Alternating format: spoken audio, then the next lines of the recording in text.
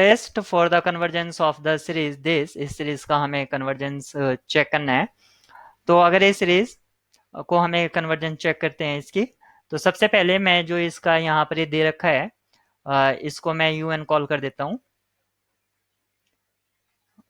मेरा पेन, तो इसको मैंने un कॉल कर दिया, इतना जो ये गिवन है।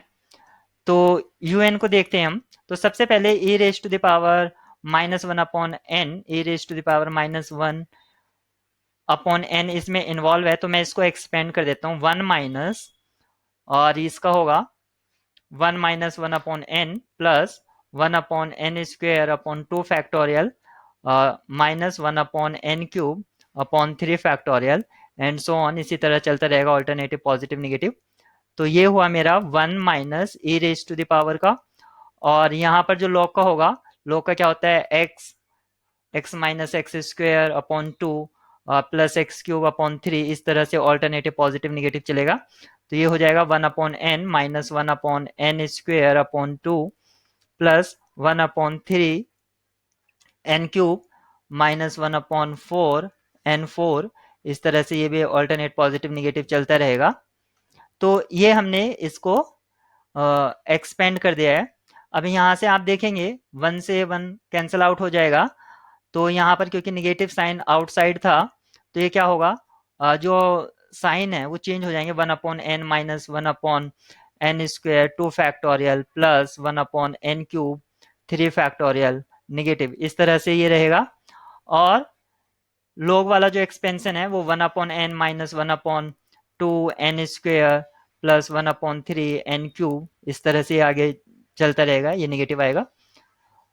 अब हमें क्या करना है, 1 अपॉन एन यहाँ पूरे इसमें कॉमन है, जो लॉग का एक्सपेंशन था, और यहाँ पर भी आप देख सकते हैं 1 अपॉन एन यहाँ भी कॉमन है सभी टर्म में।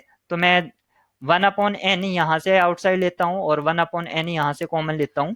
तो यहाँ से लिया 1 अपॉन एन और यहाँ से लिया 1 अपॉन एन, तो ये हो जाएगा 1 अपॉन एन स्क्वेयर।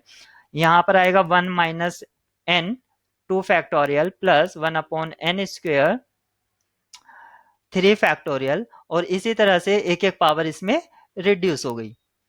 यहां से लिया तो यहां पर बचेगा 1 minus 1 upon 2 n plus 1 upon 3 n square and so on, इसमें भी एक एक पावर रिड्यूस हो जाएगी। तो यहां पर क्या बचता है, ये मेरा एक तरह से un है।